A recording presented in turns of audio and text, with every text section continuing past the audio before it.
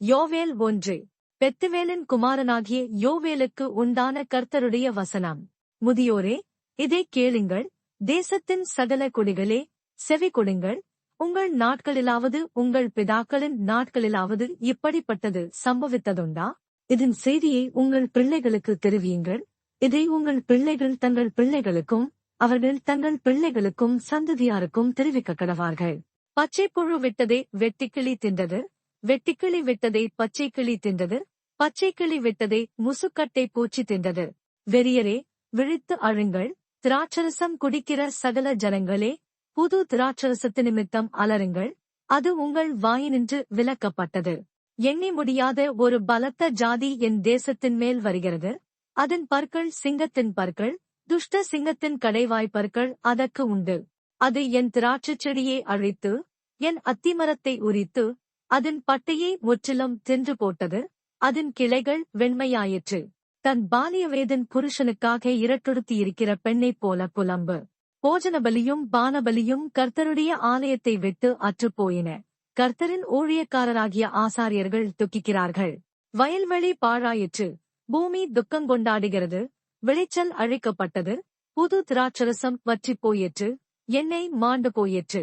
பயிரிடுங்குடிகளே, வெட்கப்படுங்கள், கோதுமையும் வார்கோதுமையும் இல்லாமற் போயிற்று. திராட்சரசத் தோட்டக்காரரே, அலறுங்கள், வயல்வெளியின் அறுப்பு அழிந்து போயிற்று. திராட்சைச் செடி வதங்கி அத்திமரம் சாரமற்றுப் போகிறது.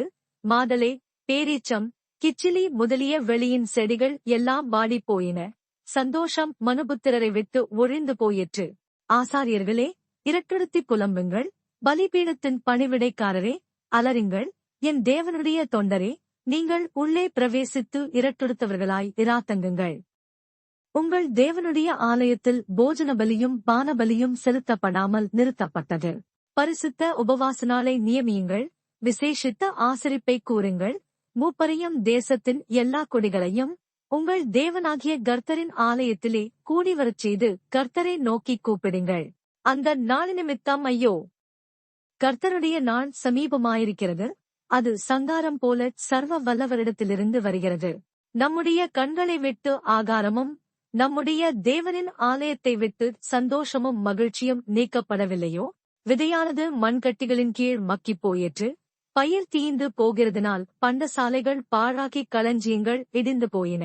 மிருகங்கள் எவ்வளவாய் தவிக்கிறது! மாட்டு மந்தைகள் தங்களுக்கு மேய்ச்சல் இல்லாததினால் கலங்குகிறது. ஆட்டு மந்தைகளும் சேதமாய்ப் போயிற்று. கர்த்தாவே, உம்மை நோக்கிக் கூப்பிடுகிறேன். அக்கினி வனாந்தரத்தின் மேய்ச்சல்களைப் பட்சித்து ஜுவாலை வெளியின் விருட்சங்களையெல்லாம் எரித்துப் போடுகிறது. வெளியின் மிருகங்களும் உம்மை நோக்கிக் கதறுகிறது. நதிகளில் தண்ணீரெல்லாம் வற்றிப் போயிற்று. அக்கினி வனாந்தரத்தின் மேய்ச்சல்களை பட்சித்துப் போட்டது. யோவேல் 2. சீயோனிலே எக்காளம் ஊதுங்கள், என் பரிசுத்த பர்வதத்திலே எச்சரிப்பின் சத்தமிடுங்கள். தேசத்தின் குடிகள் எல்லாம் தத்தளிக்க கடவர்கள். ஏனெனில் கர்த்தருடைய நாள் வருகிறது, அது சமீபமாயிருக்கிறது. அது இருளும் அந்தகாரமுமான நாள், அது மப்பும் மந்தாரமுமான நாள். விடியற்கால வெளுப்பு பர்வதங்களின் மேல் பரவுகிறது போல ஏராளமான பலத்த ஒரு ஜாதி தீவிரமாக வந்து பரவும். அப்படிப்பட்டது முன் ஒரு காலத்திலும் உண்டானதுமில்லை, இனி தலைமுறை தலைமுறையாக வரும் வருஷங்களிலும் உண்டாவதுமில்லை. அவைகளுக்கு முன்னாக அக்கினி பட்சிக்கும், அவைகளுக்கு பின்னாக ஜுவாலை எரிக்கும். அவைகளுக்கு முன்னாக தேசம் ஏதேன் தோட்டத்தைப் போலவும், அவைகளுக்கு பின்னாக பாழான வனாந்தரத்தைப் போலவும் இருக்கும். அவைகளுக்கு ஒன்றும் தப்பிப்போவதில்லை. அவைகளின் சாயல் குதிரைகளின் சாயலை ஒத்தது. அவைகள் குதிரை வீரரைப் போல ஓடும். அவைகள் ஓடுகிற இரதங்களின் இரைச்சல் போலவும், செத்தைகளை எரிக்கிற அக்கினி ஜுவாலையின் இரைச்சல் போலவும், யுத்தத்துக்கு ஆயத்தப்பட்ட பலத்த ஜனத்தின் இரைச்சல் போலவும் பர்வதங்களுடைய சிகரங்களின் மேல் குதிக்கும். அவைகளுக்கு முன்பாக ஜனங்கள் நடுங்குவார்கள், எல்லா முகங்களும் கருகிப்போகும். அவைகள் பராக்கிரமசாலிகளைப் போல ஓடும், யுத்த வீரரைப் போல மதிலேறும். வரிசைகள் பிசகாமல் ஒவ்வொன்றும் தன் தன் அணியிலே செல்லும். ஒன்றை ஒன்று நெருக்காது, ஒவ்வொன்றும் தன் தன் பாதையிலே செல்லும். அவைகள் ஆயுதங்களுக்குள் விழுந்தாலும் காயம்படாமற் போகும்.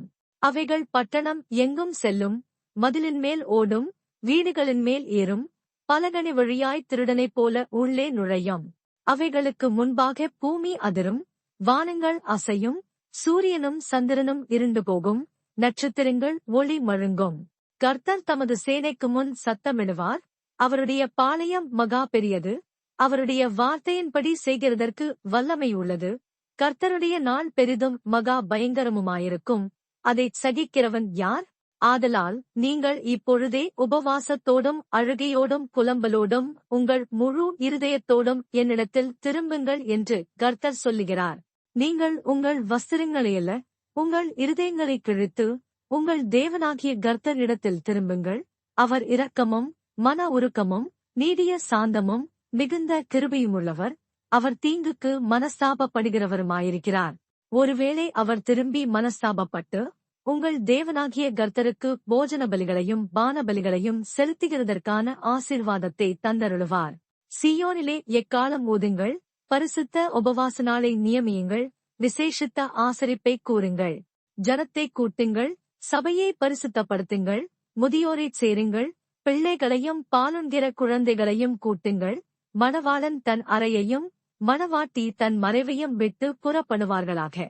கர்த்தரின் பணிவிடைக்காரராகிய ஆசாரியர்கள் மண்டபத்துக்கும் பலிபீடத்துக்கும் நடுவே அழுது, கர்த்தாவே, நீர் உமது ஜனத்தை தப்பவிட்டு புறஜாதிகள் அவர்களை பழிக்கும் நிந்தைக்கு உமது சுதந்திரத்தை ஒப்புக்கொடாதரும். உங்கள் தேவன் எங்கே என்று புறஜாதிகளுக்குள்ளே சொல்லப்படுவானேன் என்பார்களாக. அப்பொழுது கர்த்தர் தமது தேசத்துக்காக வைராக்கியம் கொண்டு தமது ஜனத்தை கடாட்சிப்பார். கர்த்தர் மறுமொழி கொடுத்து தமது ஜனத்தை நோக்கி, இதோ, நான் உங்களை இனி புறஜாதிகளுக்குள்ளே நிந்தையாக வைக்காமல் உங்களுக்கு தானியத்தையும் திராட்சரசத்தையும் எண்ணெயையும் கொடுத்தேன். நீங்கள் அதனால் திருப்தியாவீர்கள். வடதிசைச்சேனையை உங்களுக்கு தூரமாக விலக்கி அதன் முன் தண்டு கீழ்க்கடலுக்கும் அதன் பின் தண்டு மேற்கடலுக்கும் நேராக அதை வறட்சியும் பாழமான தேசத்துக்கு துரத்திவிடுவேன். அங்கே அதன் நாற்றம் எழும்பி அதன் துர்க்கந்தம் வீசும். அது பெரிய காரியங்களைச் செய்தது. தேசமே, பயப்படாதே, மகிழ்ந்து களிகூறு. கர்த்தர் பெரிய காரியங்களைச் செய்வார். வெளியின் மிருகங்களே, பயப்படாதேயுங்கள். வனாந்தரத்திலே மேய்ச்சல்கள் உண்டாகும். விருட்சங்கள் காய்களைக் காய்க்கும். அத்திமரமும் திராட்சைச் செடியும் பலனை தரும். சீயோன் குமாரரே, உங்கள் தேவனாகிய கர்த்தருக்குள் மகிழ்ந்து களிகூறுங்கள். அவர் தக்கபடி உங்களுக்கு முன்மாரியை கொடுத்து உங்களுக்கு முன்மாரியையும் பின்மாரியையும் ஏற்கனவே வருஷிக்க பண்ணுவார். களங்கள் தானியத்தினால் நிரம்பும். ஆலைகளில் திராட்சரசமும் எண்ணெயும் வழிந்தோடும். நான் உங்களிடத்தில் அனுப்பின என் பெரிய சேனையாகிய வெட்டுக் கிளிகளும் பச்சை கிளிகளும் முசுக்கட்டை பூச்சிகளும் பச்சை புழுக்களும் பட்சித்த வருஷங்களின் விளைவை உங்களுக்கு திரும்ப அளிப்பேன். நீங்கள் சம்பூரணமாகச் சாப்பிட்டு திருப்தியடைந்து உங்களை அதிசயமாய் நடத்தி வந்த உங்கள் தேவனாகிய கர்த்தருடைய நாமத்தை துதிப்பீர்கள். என் ஜனங்கள் ஒருபோதும் வெட்கப்பட்டு போவதில்லை. நான் இஸ்ரவேலின் நடுவில் இருக்கிறவரென்றும் நானே உங்கள் தேவனாகிய கர்த்தர், வேறொருவர் இல்லை என்றும் அறிந்து கொள்வீர்கள். என் ஜனங்கள் ஒருபோதும் வெட்கப்பட்டு போவதில்லை. அதற்குப் பின்பு நான் மாம்சமான யாவர் மேலும் என் ஆவியை ஊற்றுவேன். அப்பொழுது உங்கள் குமாரரும் உங்கள் குமாரத்திகளும் தீர்க்கதரிசனம் சொல்லுவார்கள். உங்கள் மூப்பர் சொப்பனங்களையும் உங்கள் வாலிபர் தரிசனங்களையும் காண்பார்கள். ஊழியக்காரர் மேலும் ஊழியக்காரிகள் மேலும் அந்நாட்களிலே என் ஆவியை ஊற்றுவேன். வானத்திலும் பூமியிலும் இரத்தம் அக்கினி புகை ஸ்தம்பங்களாகிய அதிசயங்களை காட்டுவேன். கர்த்தருடைய பெரிதும் பயங்கரமுமான நாள் வருமுன்னே சூரியன் இருளாகவும் சந்திரன் இரத்தமாகவும் மாறும். அப்பொழுது கர்த்தருடைய நாமத்தை தொழுது கொள்ளுகிறவனவனோ அவன் இரட்சிக்கப்படுவான். கர்த்தர் சொன்னபடி சீயோன் பர்வதத்திலும் எருசலேமிலும் கர்த்தர் வரவழைக்கும் மீதியாயிருப்பவர்களிடத்திலும் இரட்சிப்பு உண்டாயிருக்கும். யோவேல் 3. இதோ, யூதாவுக்கும் எருசலேமுக்கும் உண்டாயிருக்கிற சிறையிருப்பை நான் திருப்பும் அந்நாட்களிலும் அக்காலத்திலும் நான் சகல ஜாதியாரையும் கூட்டி யோசபாத்தின் பள்ளத்தாக்கிலே அவர்களை இறங்கிப் போக பண்ணி அவர்கள் என் ஜனத்தையும் இஸ்ரவேலென்னும் என் சுதந்திரத்தையும் புறஜாதிகளுக்குள்ளே சிதறடித்து என் தேசத்தை பங்கிட்டுக் கொண்டது நிமித்தமும் அவர்கள் என் ஜனத்தின் பேரில் சீட்டு போட்டு ஆண் குழந்தைகளை வேசிப்பணயமாக கொடுத்து மதுபானம் பண்ணும்படி பெண் குழந்தைகளை திராட்சரசத்துக்கு கிரயமாக கொடுத்தது நிமித்தமும் அங்கே அவர்களோடு வழக்காடுவேன். தீருவே, சீதோனே, பெலிஸ்தியாவின் சகல எல்லைகளே, உங்களுக்கும் எனக்கும் என்ன? இப்படி எனக்கு சரி கட்டுகிறீர்களோ?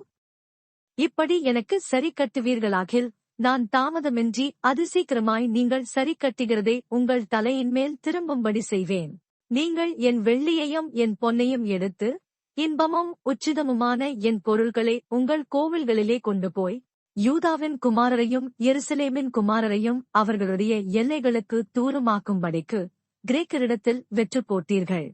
இதோ நீங்கள் அவர்களை விற்று போட்ட அவ்விடத்திலிருந்து நான் அவர்களை எழும்பி வர பண்ணி, நீங்கள் சரி கட்டினதை உங்கள் தலையின் மேல் திரும்பும்படி செய்து, உங்கள் குமாரரையும் உங்கள் குமாரத்திகளையும் யூதா புத்திரரின் கையிலே விற்பேன்.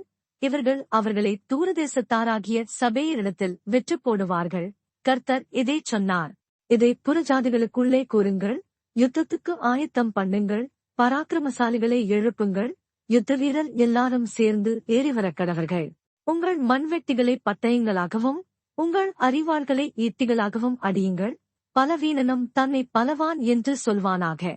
சகல ஜாதிகளே, நீங்கள் சுற்றிலுமிருந்து ஏகமாய் வந்து கூடுங்கள். கர்த்தாவே, நீரும் அங்கே உம்முடைய பராக்கிரமசாலிகளை இறங்க பண்ணுவீராக. ஜாதிகள் எழும்பி யோசபாத்தின் பள்ளத்தாக்குக்கு வருவார்களாக. சுற்றிலுமுள்ள ஜாதிகளை நியாயந்திருக்க அங்கே நான் வீற்றிருப்பேன். பயிர் முதிர்ந்தது. அறிவாளை நீட்டி அருங்கள். வந்து இறங்குங்கள். ஆலை நிரம்பியிருக்கிறது. ஆலையின் தொட்டிகள் வழிந்தோடுகிறது. அவர்களுடைய பாதகம் பெரியது.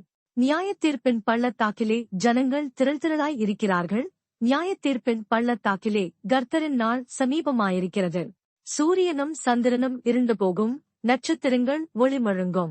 கர்த்தர் சீயோனிலிருந்து கெர்ச்சித்து எருசலேமிலிருந்து சத்தமிடுவார். வானமும் பூமியும் அதிரும். ஆனாலும் கர்த்தர் தமது ஜனத்துக்கு அடைக்கலமும் இஸ்ரவேல் புத்திரருக்கு அரணான கோட்டையுமாயிருப்பார். என் பரிசுத்த பர்வதமாகிய சீயோனிலே வாசமாயிருக்கிற நான் உங்கள் தேவனாகிய கர்த்தர் என்று அப்பொழுது அறிந்து கொள்வீர்கள். அப்பொழுது எருசலேம் பரிசுத்தமாயிருக்கும். அந்நியர் இனி அதைக் கடந்து போவதில்லை. அக்காலத்தில் பர்வதங்கள் திராட்சரசத்தை பொழியும். மலைகள் பாலாய் ஓடும். யூதாவின் ஆறுகள் எல்லாம் பிரவாகித்து ஓடும். ஒரு ஊற்று கர்த்தருடைய ஆலயத்திலிருந்து புறப்பட்டு சித்தீம் என்னும் பள்ளத்தாக்கை நீர்ப்பாய்ச்சலாக்கும். யூதா புத்திரரின் தேசத்திலே குற்றமில்லாத இரத்தத்தைச் சிந்தி அவர்களுக்குச் செய்த கொடுமை நிமித்தம் எகிப்து பாழாய்ப்போகும். ஏதோம் பாழான வனாந்தரமாகும்.